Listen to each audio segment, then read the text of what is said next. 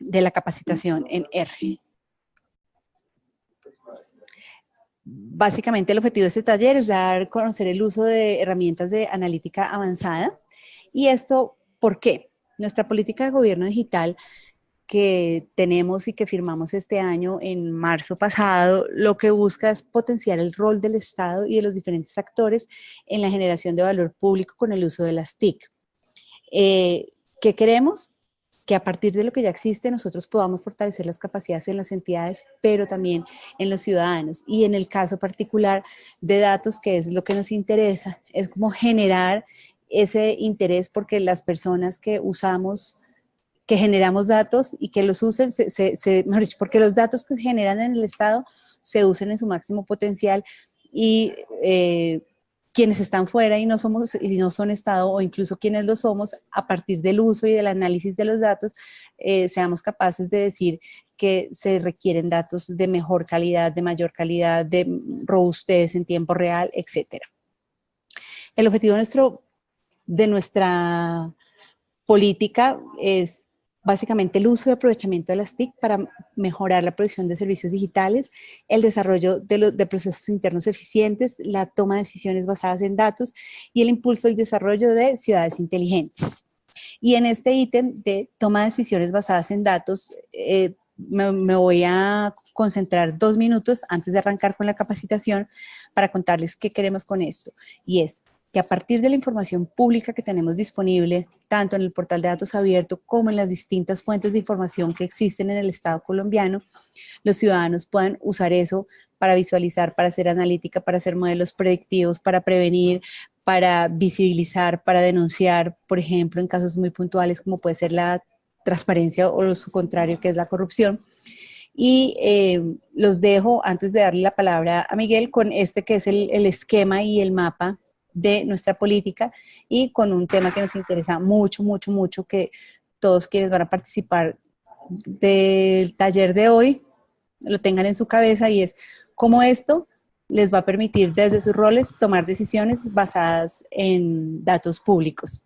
Era básicamente esta la introducción muy breve. Le voy a dar paso a Miguel, que es nuestro experto y quien les va a contar el tema de la herramienta. Tenemos un chat que ya muchos de ustedes lo están usando. A través de él estamos respondiendo las preguntas durante la jornada e incluso después las que quedan allí disponibles. Les recomendamos cerrar sus micrófonos. Miguel, les recomendamos cerrar sus micrófonos y a los que tienen video también, para que la conexión circule mejor. Muchísimas gracias y que tengan una súper buena jornada, muy productiva.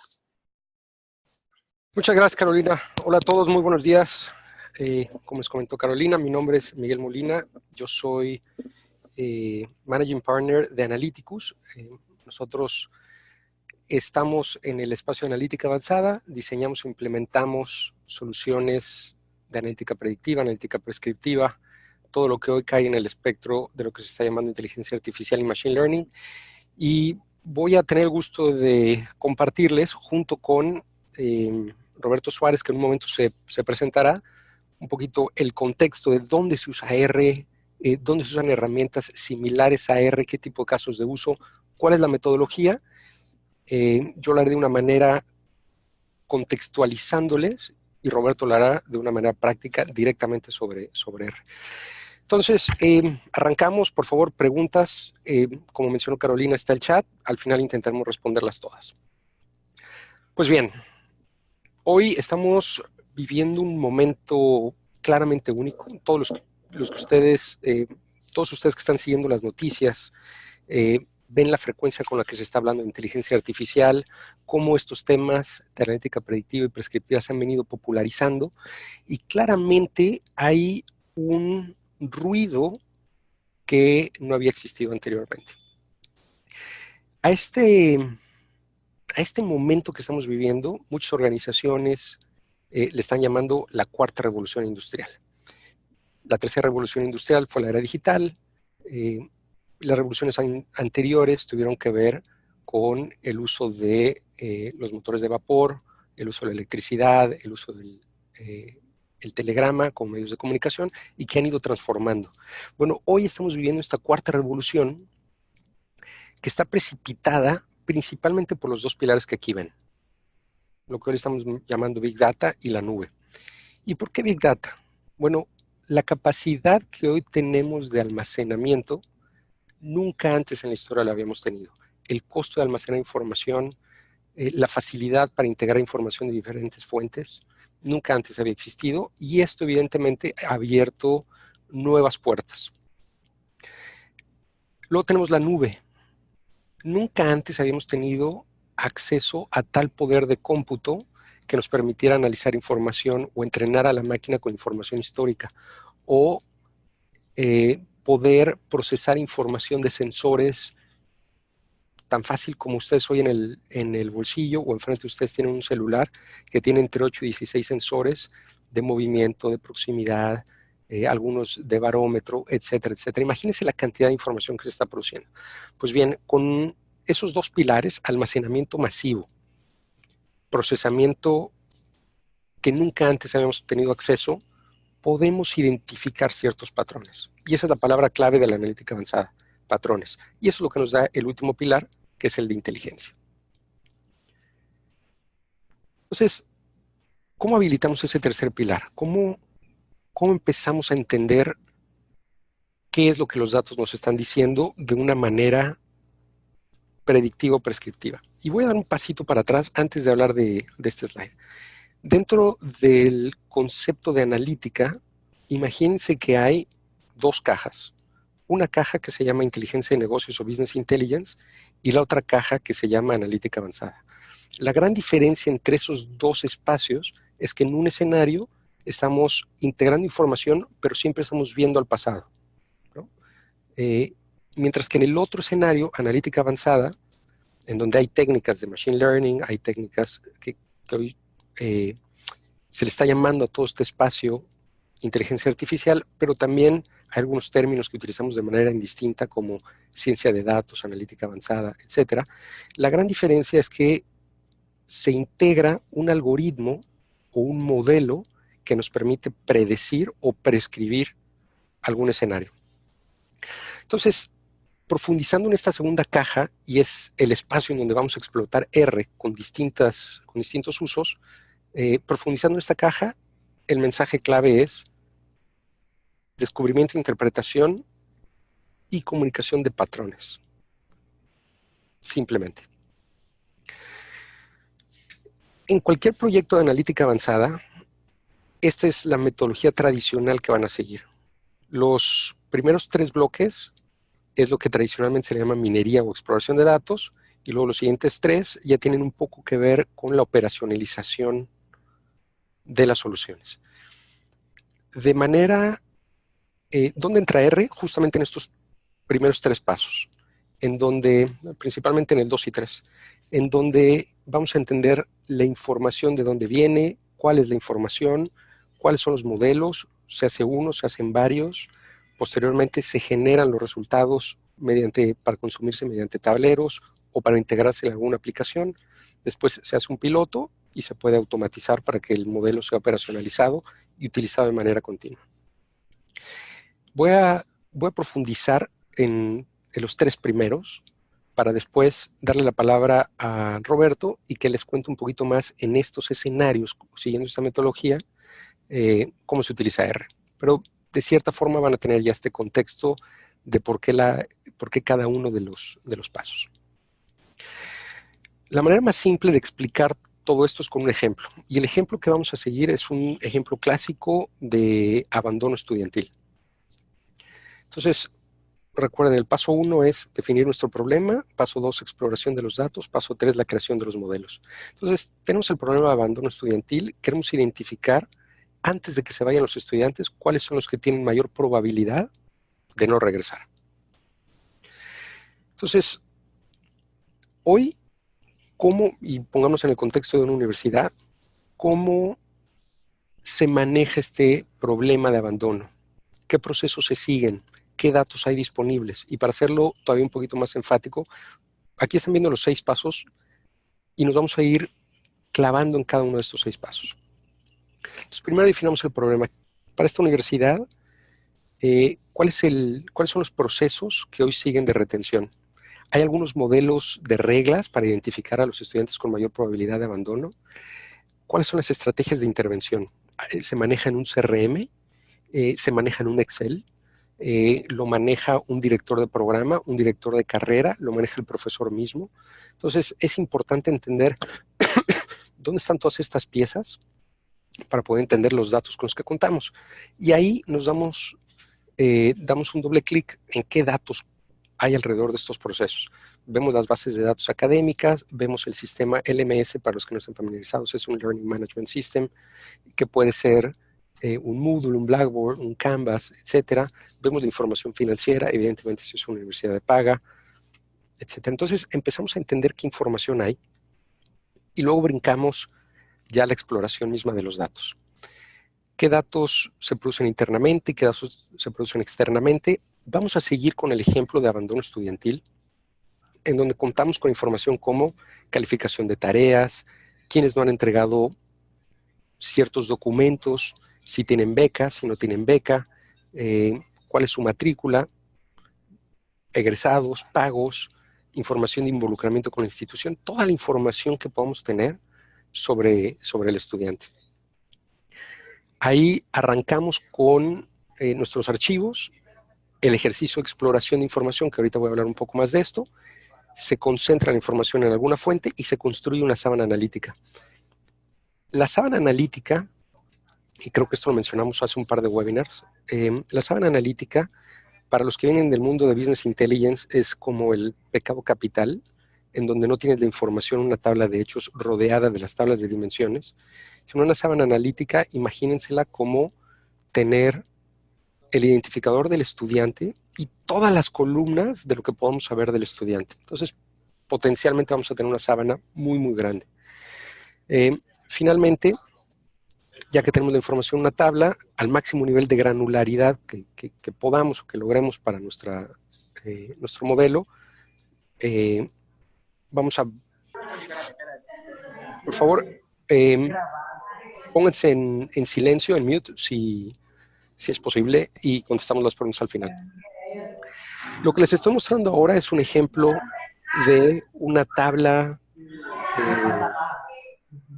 tradicional de perfil de estudiante. Les voy a mostrar 3 tablas como para darse una idea. Esta información es completamente estática. Luego tenemos información que es más líquida, que es como la información semanal.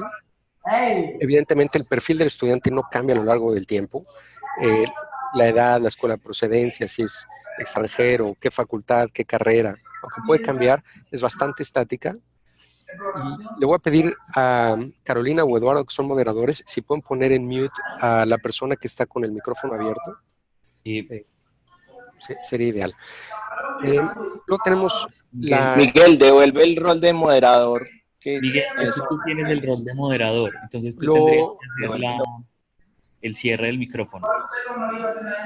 A ver, me parece que no... ya. Perfecto. Ya lo puse yo en mute.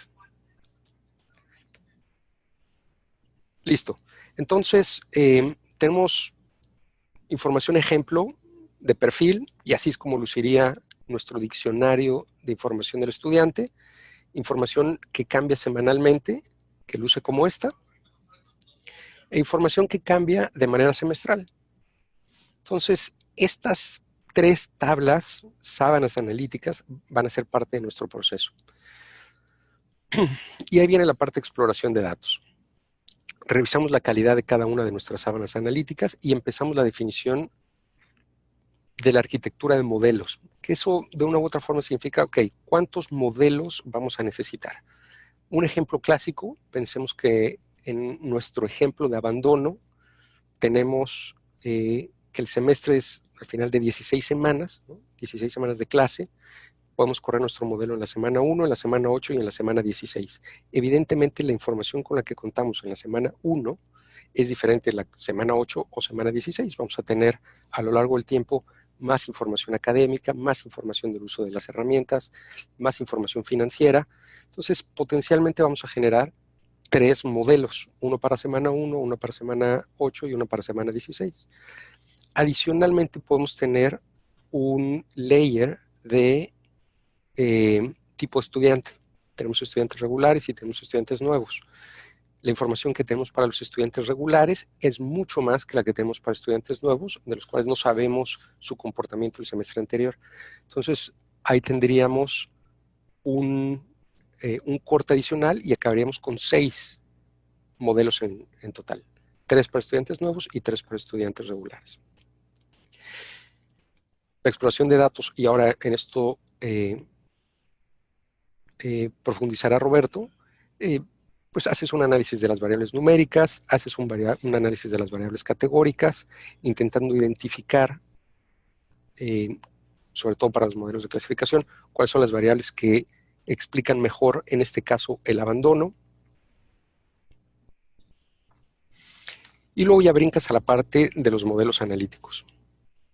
Sabemos que vamos a diseñar, pensemos bajo el ejemplo, 6 modelos, para estudiantes nuevos 3, para estudiantes regulares 3, y para cada uno de ellos, uno para la semana 1, uno para la semana 8 y uno para la semana 16. Entonces, dando un paso para atrás, ¿cómo funciona el aprendizaje asistido dentro de Machine Learning? Básicamente, enfocémonos en la parte superior, nosotros tenemos cierta información histórica. En este caso de abandono estudiantil, imagínense que recibimos 5 semestres de información. En los ejercicios exploratorios encontramos los patrones para entrenar el algoritmo y construimos una función que va a reconocer esos patrones. Posteriormente, entra nuestra información nueva, y una vez que tenemos entrenado y validado el modelo, evidentemente, entra la información nueva, corre la misma función que construimos con la información histórica, y ahí logramos hacer una predicción. Básicamente es así como funciona. Entonces, tenemos nuestra información, 5 semestres, partimos la información para tener 4 semestres de entrenamiento y pruebas y un semestre de validación. Se segmenta la información, se programan los modelos y viene la ejecución del modelado. Hay un número importante de técnicas que se pueden utilizar. Nosotros, como parte de nuestra metodología, utilizamos las 8 técnicas que ven acá, que caen estos 3 ramas principalmente: árboles de decisión, redes neuronales y regresiones. Puede haber decisión. Nosotros utilizamos estas 8, las ponemos a competir, y la ganadora es la que utilizamos para operacionalizar. Puede haber escenarios en donde se decida utilizar una de ellas, por ejemplo, la regresión logística, por alguna lógica de interpretabilidad. No necesariamente porque sea la que tenga la mayor exactitud. Ya que corremos nuestras técnicas, viene la parte de la evaluación de los modelos. Aquí tenemos los modelos que hemos corrido. Tenemos la exactitud, la precisión, recall, F-score, que son diferentes maneras de evaluar qué tan bueno es el modelo, y dependiendo lo que el caso de lo que queramos predecir, nos enfocaremos en utilizar la exactitud o la precisión. Se selecciona el modelo que vamos a operacionalizar, se mide, y luego ya viene la última pata, que es el diseño y construcción de resultados. Bajo este escenario de abandono estudiantil, finalmente intentaríamos terminar con algo, y les quiero mostrar muy rápidamente esto, con algo con una lógica similar a esto, en donde tenemos ya creados tableros alrededor de nuestros estudiantes con mayor probabilidad de abandono. La información que les estoy mostrando es ficticia. Es una serie de tableros hechos sobre Power BI, donde en este escenario tenemos 37 estudiantes, pero estamos enfocados en los que tengan mayor probabilidad de abandono. Voy a ordenar a los estudiantes por probabilidad de abandono. Pensemos que este es el que nos interesa. Y tendríamos aquí pues información sobre este estudiante, información de compromiso y esfuerzo, que es un modelo separado, pero que te habla del involucramiento del estudiante. Y luego aquí tenemos la información de abandono, que tiene un driver o una razón por la que se está empujando. Un momento. Voy a poner en mute. Ahí ya se puso en mute esta persona. Uno de los drivers que están empujando el abandono es financiero, seguido de académico y de perfil. Y bueno, este es uno de los pasos que se utilizan para operacionalizar todo el modelado que se ha venido trabajando en R o en alguna otra herramienta. Ahora Roberto contará un poquito más de eso, pero este sería uno de los últimos pasos en donde ya tenemos nuestro modelo y podemos empezar a digerir la información que están generando los modelos. Pues bien, habiendo dicho eso, le voy a pasar el micrófono a Roberto para que se presente y nos haga un demo en particular de R. Al final contestamos preguntas y respuestas. Roberto, te voy a hacer, creo que ya puedes presentar, así que adelante. Sí. Ok, claro que sí. ¿Qué tal? Buen día a todos. Yo soy Roberto Suárez, soy científico de datos en Analyticus y les voy a presentar un pequeño caso de estudio que quizás algunos de ustedes ya conocen, es bastante conocido y lo vamos a revisar de manera rápida y muy general. El caso que les voy a mostrar es de el hundimiento del Titanic. No sé si ya se puede ver mi pantalla. Voy a...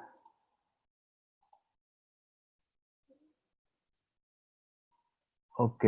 Bueno, debería estar viéndose la consola de R. Voy a hacer esto. Sí, me parece que sí. Ok, listo. Muchas gracias. Bueno, lo que les voy a mostrar aquí es ¿cómo se haría un análisis en R, digamos, de principio a fin, viendo todas las etapas de las que habló Miguel, y pues de manera algo rápida, ¿no? Como bien saben, bueno, R es un lenguaje estadístico, y lo que vamos a hacer aquí es programar el código, ¿no? Bueno, aquí lo primero que hago generalmente en un código es limpiar la memoria, porque cuando se corren códigos de forma cíclica, puede haber algún residuo de objetos que se hayan utilizado previamente, que se hayan utilizado en otro código, que tengan los mismos nombres. Entonces, para evitar eso, lo que hacemos es hacer esta limpieza de memoria. A continuación, lo que vamos a hacer es la lectura de la información. En este caso, la fuente que nosotros estamos utilizando es un archivo CSV, es decir, que está separado por comas. Esta entrada bien puede ser una base de datos, puede ser el streaming de alguna API, puede ser cualquier cosa prácticamente, ¿no? En este caso, como les comento, es un CSV y se va a ver de esta manera. Digamos que esta lectura en sí no nos sirve hasta que la asignemos a un valor, a una nueva variable dentro de R. Entonces, en este caso le voy a llamar dftrain. Algo que es importante mencionar es que en R es un lenguaje sensitivo, case sensitive. ¿Qué quiere decir esto? Que algo sea case sensitive quiere decir que importa estrictamente la forma en la que se escriben las cosas. Por ejemplo, si yo ejecuto dftrain, ejecutar en R significa correr esa línea de código, y se puede hacer con las teclas control y enter, ¿no? Que es lo que voy a estar haciendo yo, y se ejecuta lo que esté seleccionado. Como en este caso estoy seleccionando tal cual df-train, entonces ejecuto df-train y me aparece el mismo output que teníamos al ejecutar la lectura.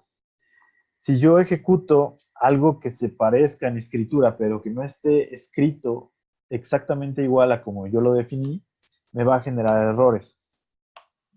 Aquí lo que nos está diciendo es que esos objetos no están siendo encontrados. ¿Por qué? Pues simplemente porque no están escritos de la misma forma en la que los definimos. Entonces esto es muy importante en R y hay que tenerlo siempre en cuenta, porque el mínimo cambio en la escritura, ya sea minúsculas o mayúsculas, generalmente nos va a hacer tener este tipo de errores.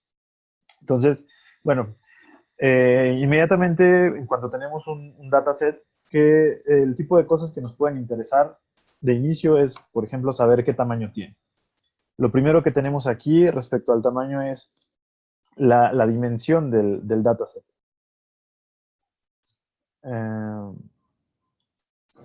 Okay. La dimensión del dataset. En este caso, nosotros tenemos 891 renglones por 12 columnas. Ok. Un momento. Ok, bueno.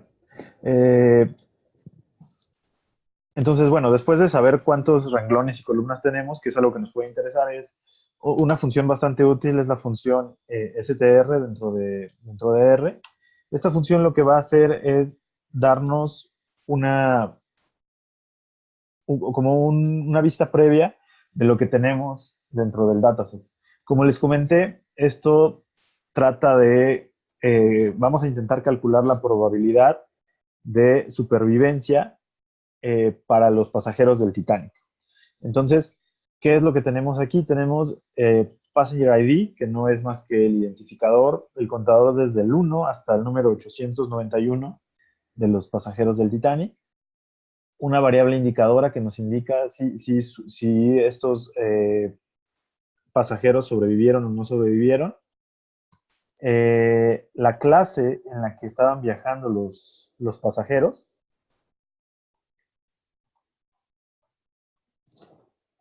El nombre de los pasajeros, viene escrito el nombre completo de los pasajeros.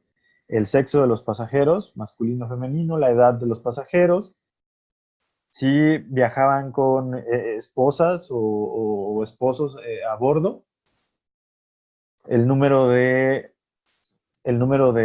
padres o hijos con los que viajaban, el número de ticket o el número del boleto de los pasajeros, el fare, que es cuánto les costó el ticket, el número de cabina en el que viajaban y el puerto en el que abordaron el Titanic. Entonces, bueno, con esto podemos obtener de manera muy general una previa de este dataset. Otra cosa, aparte de los nombres de las columnas y la definición que yo les estoy diciendo, es el tipo de dato que se tiene. Si son números enteros, si son factores. Factores es una clase bastante particular de R, que lo que busca hacer es convertir las variables categóricas en objetos analizables para modelos matemáticos dentro de R. Variables numéricas que de manera general van a ser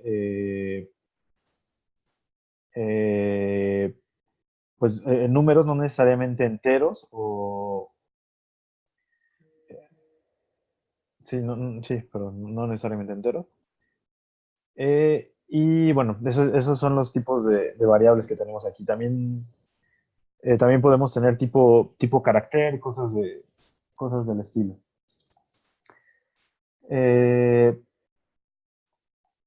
Algo bastante importante de R, bueno, les voy a mostrar aquí. Por ejemplo, lo que nos interesaría inmediatamente después de esto es saber cuál es la tasa de supervivencia, ¿no? Aquí tenemos que de los 891 pasajeros, 342 sobrevivieron y 549 no sobrevivieron. Con esto podemos obtener también cuál es esa tasa de supervivencia. Tenemos que la tasa de supervivencia es de aproximadamente 38%. Y algo importante de R, como les mencionaba, son las librerías adicionales que tiene.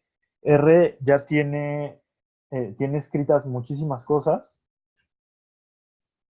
Tiene implementadas muchas cosas que, digamos, que ya fueron hechas previamente, ¿no? Si tienes alguna idea y crees que se puede ejecutar en R, seguramente alguien ya hizo algo que te puede servir para ejecutar esa idea que tú tienes. Entonces, por ejemplo, un caso de estos es la librería Clear, que se utiliza para hacer resúmenes de información y tiene bastantes funciones muy útiles. Voy a correr esta línea sin ejecutar primero la librería. Van a ver que te manda un error. Este error se debe a que no puede encontrar la función que se intenta ejecutar porque esa función pertenece a una librería en particular que no está aplicada en la base de R. Entonces hay que ejecutar esta librería antes de, eh, antes de poder ejecutar la función. Y ahora sí podemos ejecutar esa función. Aquí, ¿qué es lo que estamos haciendo?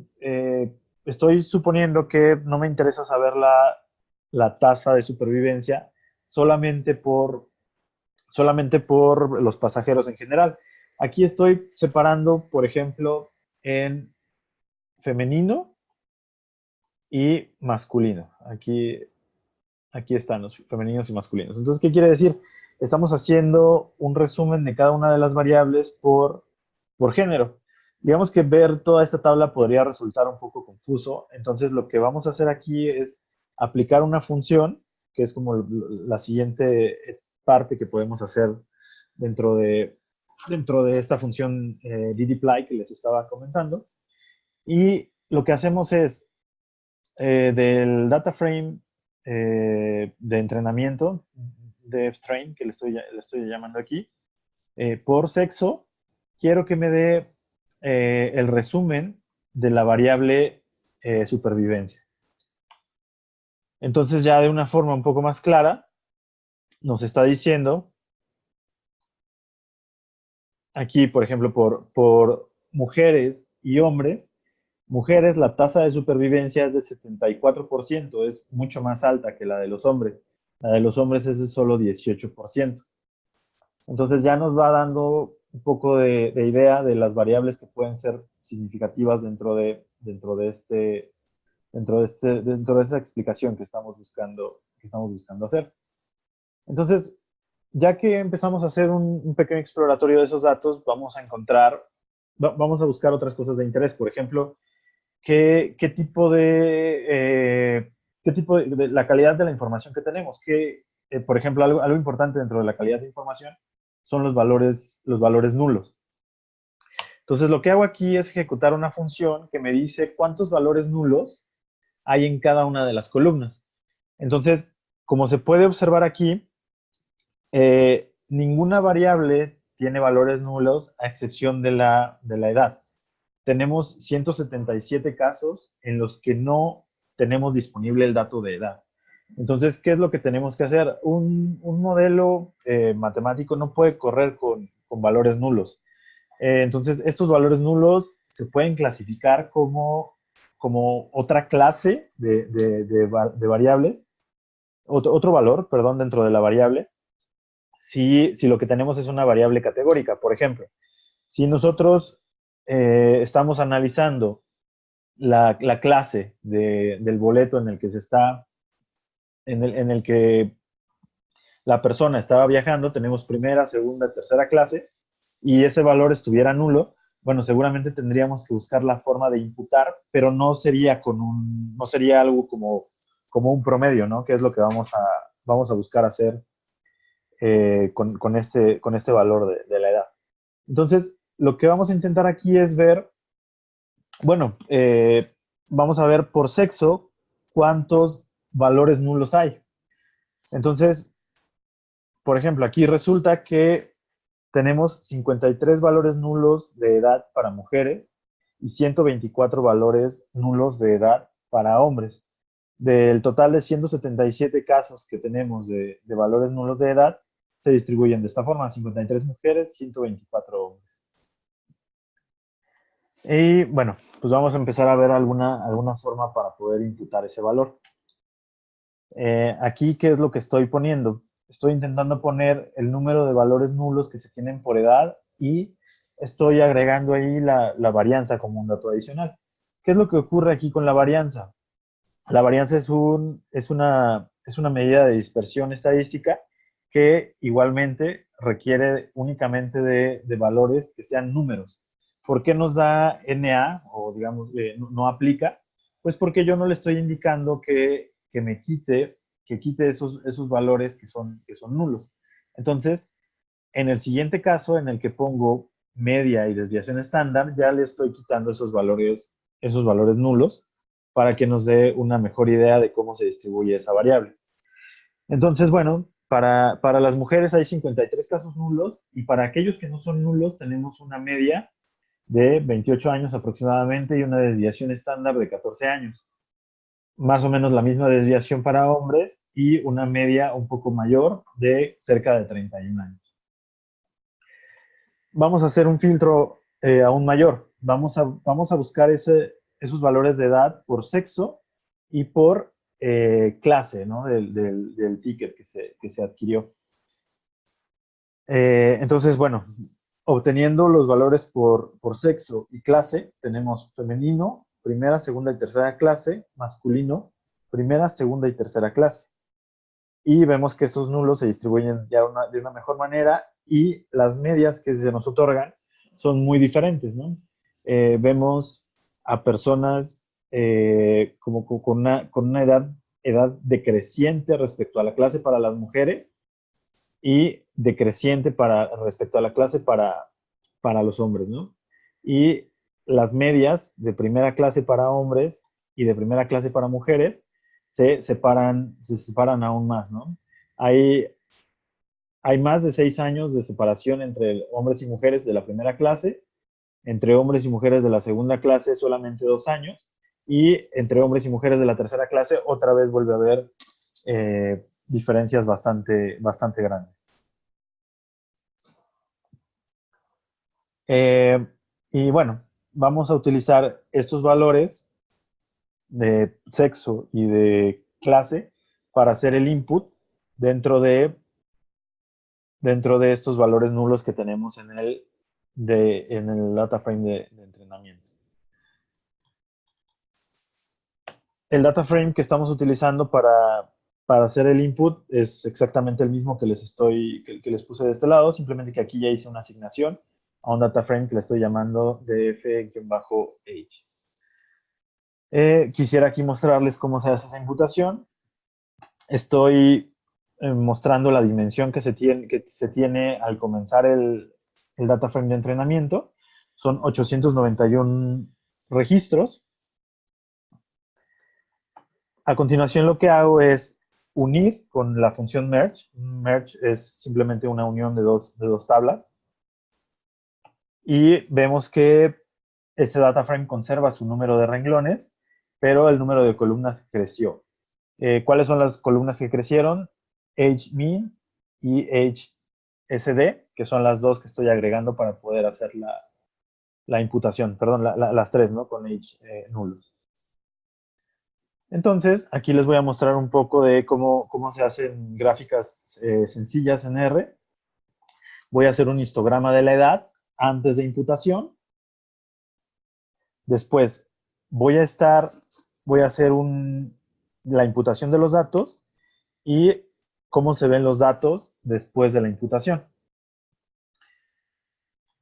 Voy a mostrar esta gráfica. ¿Qué es lo que ocurrió aquí? Bueno, pues simplemente estamos haciendo que crezcan un poco los valores que más repetición tienen o que se acercan al centro. Como pueden ver aquí, la frecuencia de las edades alrededor de entre 20 y 30 años eran de 250 personas, mientras que las estamos incrementando a más de 300, ¿no? Esto es por la imputación que estamos generando. Y de nuevo evaluamos los valores nulos que se tienen y pues bueno, ya ya no hay valores nulos en absoluto en ninguna de las variables. Supongamos que ya terminamos de hacer el tratamiento de nuestra tabla, ya hicimos valores nulos, ya quitamos valores que no tienen sentido. Entonces podemos proceder a un análisis de correlaciones, por ejemplo. Ese análisis de correlaciones, bueno, como se sabe, las correlaciones simples solamente se pueden efectuar entre variables que son numéricas. Entonces es por eso que aquí estoy seleccionando variables que son puramente numéricas, ¿no? Como la edad, el precio que se pagó, el número de esposos o esposas y los familiares con los que se está viajando. Y típicamente las correlaciones se ven de una forma matricial, como la que estoy mostrando aquí, pero contamos con ciertas visualizaciones que nos hacen más amigable el análisis de estas correlaciones. Y pues son cosas como de este estilo, ¿no? Tenemos en color rojo las correlaciones más grandes, positivas, y en color azul las correlaciones más grandes, pero que son negativas. Es decir, una correlación positiva es que son directamente proporcionales, una correlación negativa es que las variables son inversamente proporcionales. Y pues son cosas que generalmente hacen sentido, ¿no? Por ejemplo, la edad con respecto a si hay esposos o esposas o familiares, pues entre mayor edad se tenga, más familiares se tienen, entre menor edad se tenga, pues probablemente no haya esposos o esposas, ¿no?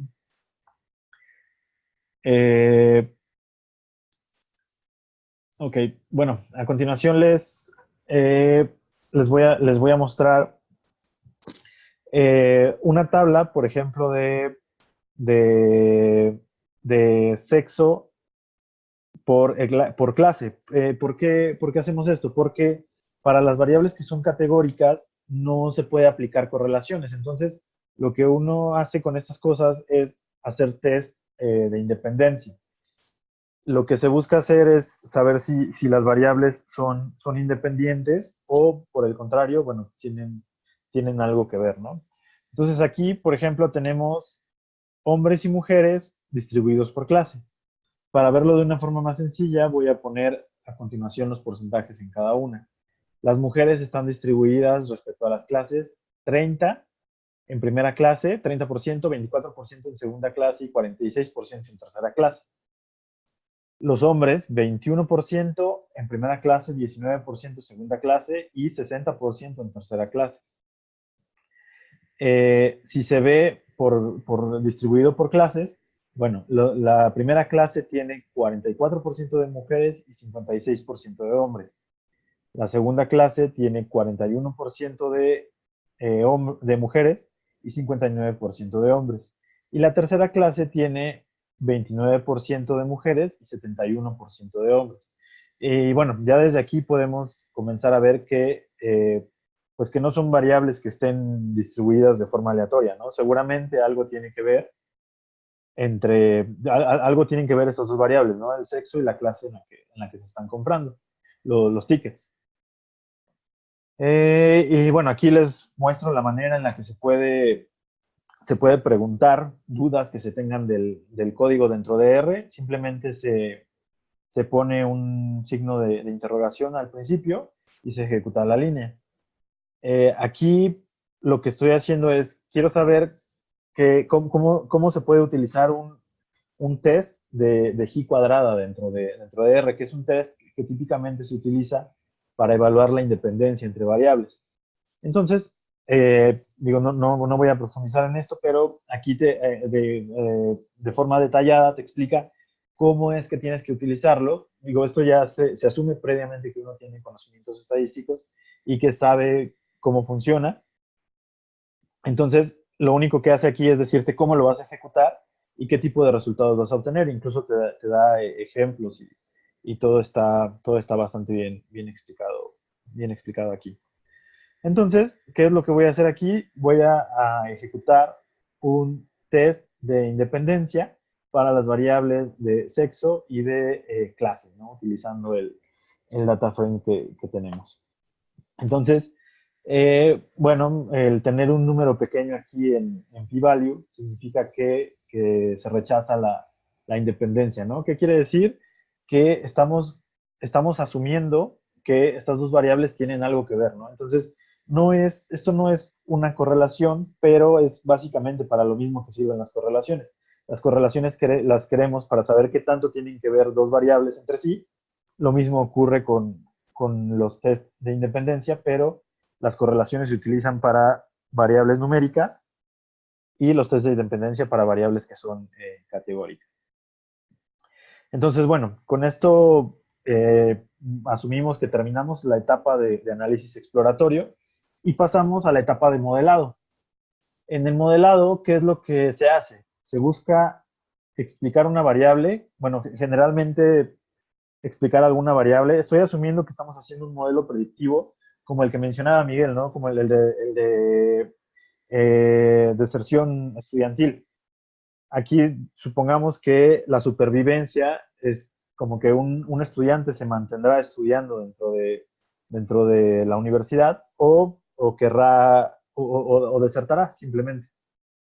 Entonces, en este caso queremos explicar la supervivencia con el sexo de la persona, la clase a la que pertenece, la edad que tiene, el número de familiares que está presentando y el dinero que pagó por el boleto. Aquí, si se fijan, estoy incluyendo dos variables que seguramente tienen muchísimo que ver, pero tanto que ver que quizás estén diciendo exactamente lo mismo, ¿no? Que son, por ejemplo, la clase del boleto que se adquirió y el precio del boleto que se adquirió.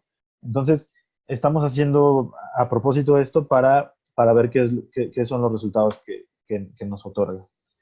Entonces, lo que hago aquí es definir esta fórmula que les comento. Simplemente se está buscando explicar la supervivencia con base en estas variables. Ejecuto un modelo que tiene esa fórmula y que pertenece a la familia binomial y que tiene un link logit. Esto, digamos, de forma coloquial se conoce como una regresión logística. Y estoy ocupando el data frame que hemos venido tratando. Entonces, a continuación se ejecuta el primer modelo, lo asigno a una variable y le hago un resumen. El resumen de esta información me permite saber qué variables están siendo significativas y es más, ya un poco de la interpretación que se está teniendo, ¿no? Aquí, por ejemplo, nos está diciendo que a mayor edad, menor supervivencia, ¿no? Eso es lo que nos está diciendo este coeficiente, que no se interpreta exactamente de esa manera, pero podemos confiar en los signos que nos está dando. Igualmente aquí nos está diciendo, entre más dinero se haya pagado, más posible es que se haya sobrevivido. Aquí el problema con el que nos encontramos es que la variable, bueno, más bien el intercepto del modelo está siendo significativo. Esto significan los asteriscos que están aquí. Entre más asteriscos haya, significa que la variable es más significativa y deberíamos estarla tomando en cuenta. Entonces, tenemos que el modelo sí tiene un intercepto, tenemos que el sexo sí es importante, tenemos que la clase es importante, la edad es importante, el número de familiares es importante, pero resulta que el dinero que se está pagando no es importante. Y bueno, siempre que conozcamos la data con la que nosotros estamos haciendo el modelo, podemos saber o podemos interpretar a qué se debe, ¿no? Y esto es algo que ya adelantábamos. El precio que se está pagando tiene mucho que ver con la clase del boleto. Entonces, ¿qué es lo que hacemos? Vamos a sacar esa variable. Quito esa variable de la definición del modelo y ejecuto nuevamente. Ahora, en el resumen de esa variable, ya no encontramos variables sin asteriscos. Esto quiere decir que todas las variables que estamos ingresando son significativas y pues vamos a asumir que podemos proceder con este modelo. Después de que nosotros tenemos un modelo definido, se hace la predicción de los datos. En este caso, voy a hacer la predicción de los datos con el mismo set de entrenamiento. A esto se le llama sobreajuste, y esto está mal, pero simplemente es para presentar esto como un ejemplo didáctico, ¿no? No tengo un set de entrenamiento y y de pruebas, simplemente es entrenamiento, entonces es con el que estamos trabajando. Aquí les estoy mostrando un histograma de la predicción que nos arroja este modelo. Como pueden observar, los números que nos arroja el modelo van de -6 a 4. ¿Esto a qué se debe? Esto es a que no estamos pidiéndole todavía que nos dé una probabilidad. Le estamos pidiendo que nos dé los términos de la regresión. Esto es el valor que tiene la regresión antes de que se aplique la función liga, que es lo que tenemos aquí, la función liga, que elegimos que fuera una logística. Entonces, vamos a pedirle que nos dé la probabilidad ya procesada, y ahora sí tenemos valores de 0 a 1, que son estrictamente la probabilidad. Estos valores de probabilidad los asignamos a cada uno de los sujetos. Es lo que hago a continuación. Con esto podemos empezar a ver, por ejemplo, cuál es la probabilidad promedio en cada uno de los grupos. Para las personas que sobrevivieron, tenemos una probabilidad de supervivencia promedio de 63%, lo cual comienza a hacer bastante sentido, ¿no? Esperamos que los que sobrevivieron tengan efectivamente mayor probabilidad, y los que no sobrevivieron, que en este caso tienen 22%, pues tienen una menor probabilidad, y la diferencia es muy marcada, ¿no? De 22% en promedio a 64% en promedio.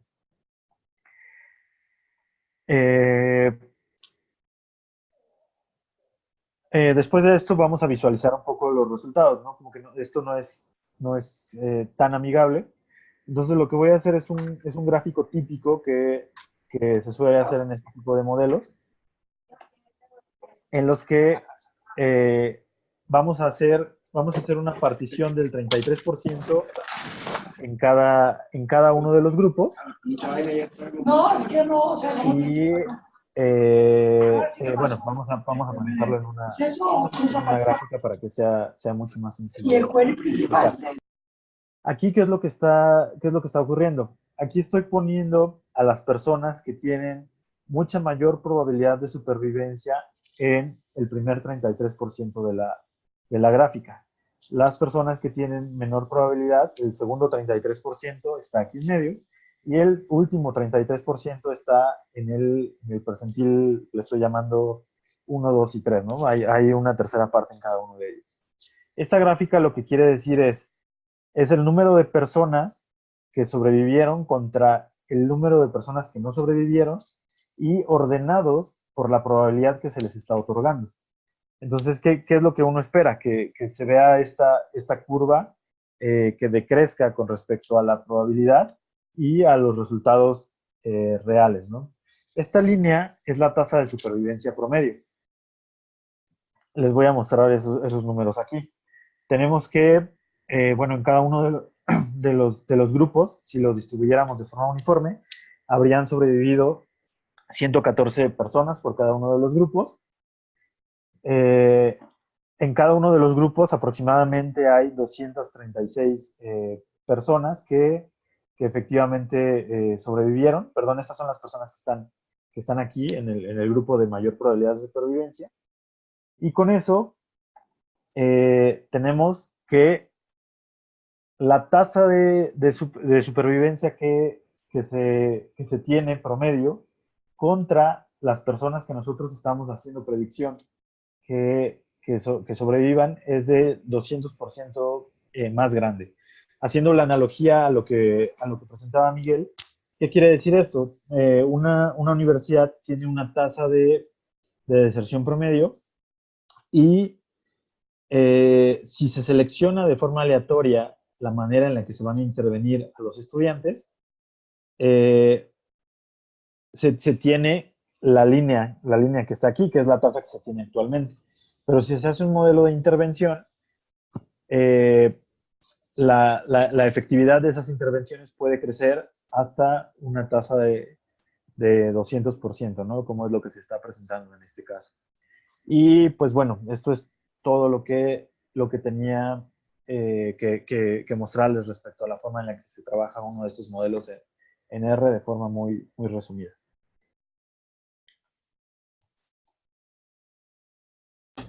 Muchísimas gracias, Roberto. Quien tenga preguntas y quiera ir poniéndolas en el chat, la intentaremos ir respondiendo. Como menciona Eduardo, en la página de datos.gov.co, ahí van a estar esta grabación y los 2 webinars anteriores.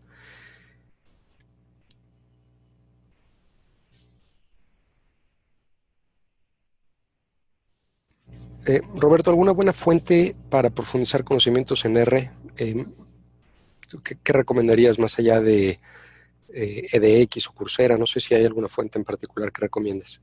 Sí, creo que como mencionas, edX o Coursera son muy buenas fuentes. Y bueno, en particular, para aprender de las funciones y los códigos, digo, creo que no hay nada mejor que el CRAN de R, ¿no? Que así se busca, CRAN.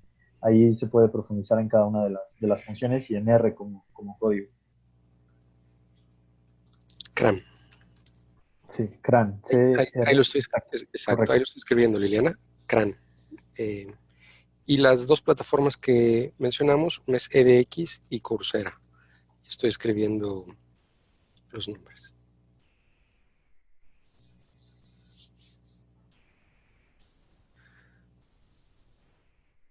Datacam, es verdad, Datacam también es muy bueno, así que también vale la pena utilizarlo.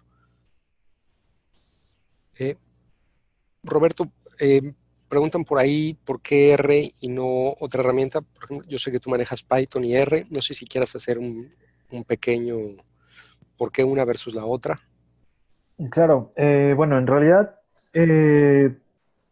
digamos que para, para realizar este tipo de modelos se puede utilizar cualquier lenguaje estadístico, puedes ocupar C++, puedes ocupar Python. Digo, ese tipo de cosas pueden ser utilizadas también, son muy buenos lenguajes. Sin embargo, R ya tiene implementadas librerías, como les mencionaba al principio, y la mayoría de modelos estadísticos están muy bien desarrollados en R. Entonces, es por eso que se prefiere para modelos estadísticos. Por ahí alguien pregunta, de las herramientas vistas, Power BI, Tableau y R, ¿todas pueden usarse gratuitamente en un entorno empresarial? R sí. Power BI y Tableau, con ciertas restricciones, se puede utilizar de manera gratuita. En el caso de Power BI, que lo conozco con mucho más profundidad, hay ciertas capacidades de la herramienta que no se pueden utilizar con la herramienta libre. La herramienta de análisis personal, llamémosla así, que se llama Power BI Desktop, es completamente gratuita y la pueden bajar directamente. Roberto, mencionan ahí si Python es bueno para analítica. Sí, o sea, sí es bueno y se puede utilizar. La verdad es que desde mi punto de vista, Python es mejor para análisis de tipo numérico, más que estadístico, para optimizar códigos, cosas de ese estilo. Perfecto. Por ahí mencionan si podemos compartir el script que acabas de mostrar. Entonces, voy a poner el correo de Roberto aquí en el chat. Es rsuarez@analyticus.com y el mío es mmolina@analyticus.com. Entonces lo estoy poniendo. R. Suárez, ahí lo acabo de poner, y el mío es mmolina@analyticus.com. Para desplegar estos modelos generados en R en producción, ¿nos puedes contar qué aspectos se deben tener en cuenta desde tu experiencia? Esa es muy buena pregunta, Robert. Para operacionalizar los modelos, Claro. Si quieres, dale. Sí, claro. Pues lo principal en este tipo de modelos para ponerlos en productivo y donde siempre se lleva mucho tiempo poder gestionar es en el input de la información y en el output de la información también. El input, que generalmente es una base de datos,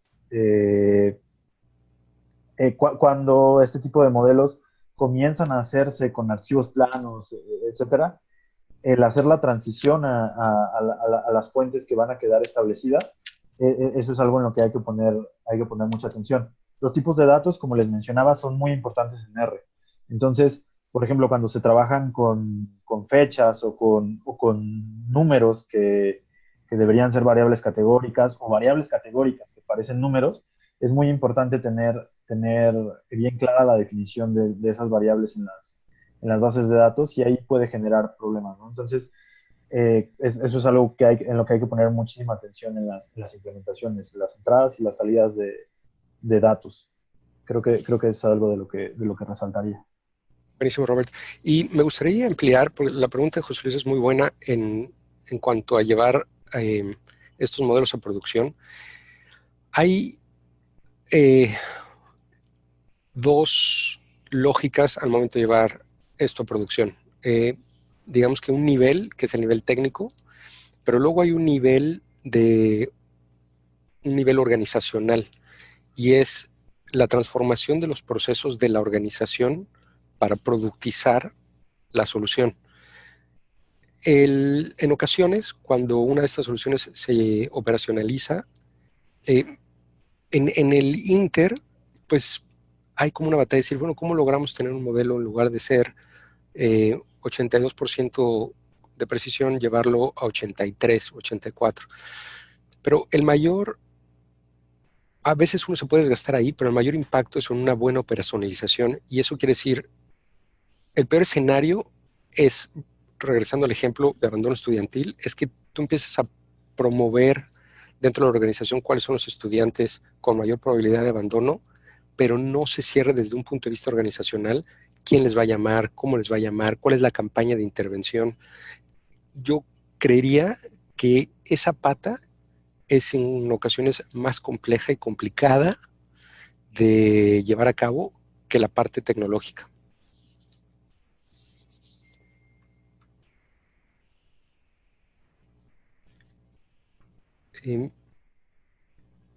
Por ahí, si se pueden utilizar datos no relacionados, R funciona tanto para datos estructurados como no estructurados.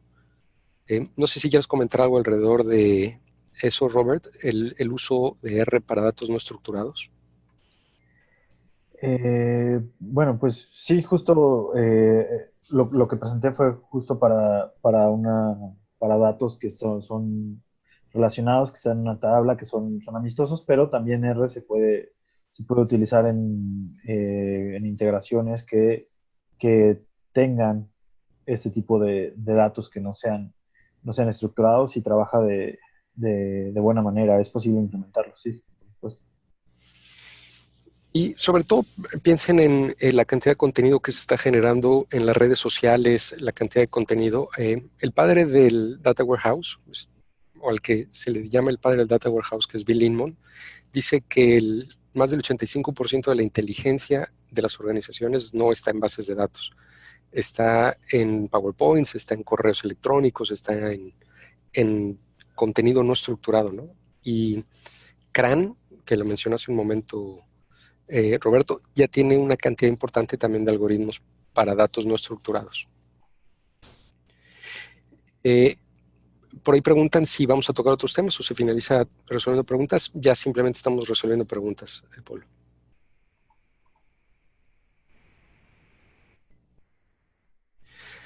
Esta es una pregunta interesante, Roberto. Dice, ¿existe alguna forma genérica de realizar un cross-validation en R?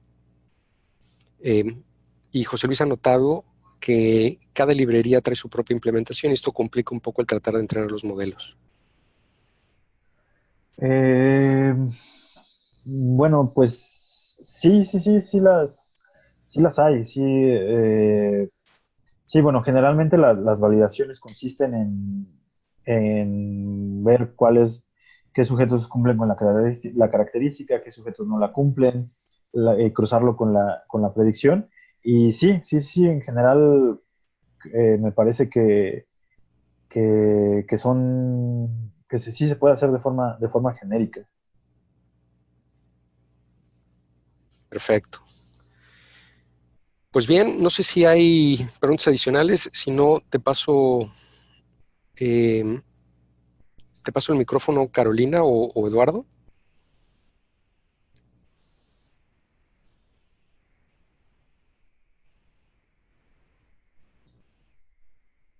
Momento, Miguel. Perfecto. Listo.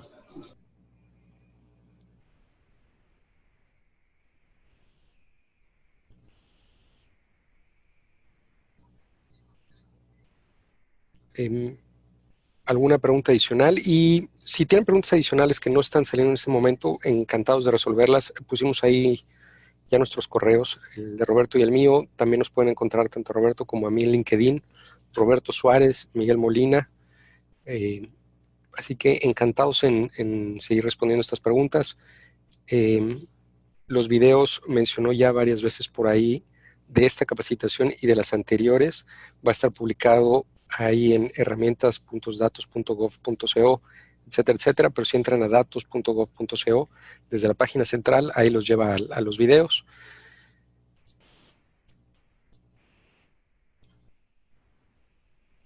Mira, Roberto, por ahí José Luis amplió la última pregunta. Dice si se podría explicar un poco el proceso de cross-validation y la interpretación de las salidas en R.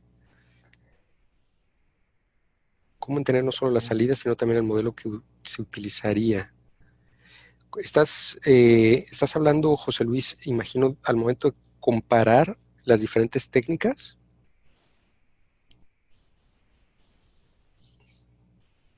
Ok. Me parece, Robert, que a lo que se refiere es, ya una vez que comparaste las diferentes técnicas, que si un árbol de decisión versus una regresión logística versus una red neuronal,